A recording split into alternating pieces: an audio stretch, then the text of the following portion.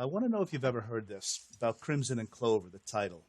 Okay, I almost feel silly telling you this, but years ago, a buddy of mine and I, another fellow music nerd, Crimson and Clover, the title. Now, crimson is red, of course. Color is red. Clover is green.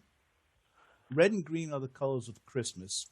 Is there a little kind of subconscious Christmas celebrates the birth of Christ? Is there a little religious undertone to that? Boy, I wish I could say. That would be a great story. That would be a great story. It really would. Maybe I should use that. Maybe I should just say yes. Okay. No, unfortunately, I'm sorry. When we first put it out, though, a lot of people thought the title was "Christmas is Over." I'm not kidding you. Oh wow! And a lot of people thought there was something wrong with their radio. So, but at any rate, no. The truth is, I just kind of made that up when I got up in the morning, and it was just two of my favorite words put together that sounded poetic, and I would try to make them into something. In other words, I had the title before I wrote the song. Yeah. So nice and alliterative. And they just sound very profound together, but there's no profound story that goes with it. We actually wrote 3 different versions of Crimson and Clover before we came up with the one that we ended up doing. Oh, were they also psychedelic? The other versions? No. No, they weren't. In fact, we didn't really intend for Crimson and Clover to be psychedelic. We went in the studio, and it just kind of came out that way. We did the whole record start to finish in 5 hours. Wow! And which was a real milestone for us. Well, I think for the tremolo sound at the end just was one of those ideas that just said, "Hey, why don't we see if the voice works through tremolo too?" I had done the guitar that way, and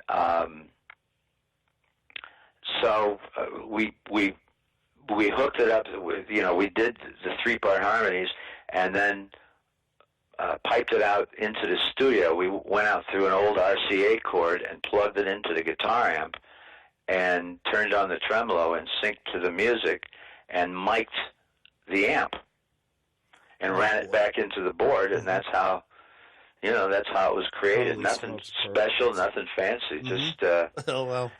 And it became the signature sound of the song and the album. It became the funny part was, I don't mean to get too long-winded with it. Not at all. Are you kidding me? We had been asked by Hubert Humphrey to go out on the road with him during the presidential campaign of '68. And so it was just very good that we happened to be working on Crimson and Clover at the time, because there was this mass extinction of singles acts. We went out on the road with Hubert Humphrey during the presidential election of '68, which was a very heavy, the issues of the day, the country was coming apart. Of all times, absolutely. And we went out on the road, and it was all singles acts. It was us and the Buckinghams and the Rascals and the Association, and we come back 3 months later, and it's all albums. It's Crosby, Stills and Nash, right. Led Zeppelin. Late 60s, absolutely. Yeah, Blood, Sweat, and Tears. And the whole industry changed in 90 days. And there was this mass extinction of singles acts right then and there. And it would have been us, too, except, thank God, we were working on Crimson and Clover. And Crimson and Clover allowed us to make that jump from singles, AM, top 40 music, radio, to FM progressive album rock. And I don't think there's any other single we ever did that would have done that for us in one record like that. That's amazing that happened that way. It really is. And then to put a smile on the smiley face, Hubert Humphrey ended up doing the liner notes for us on the Crimson and Clover album.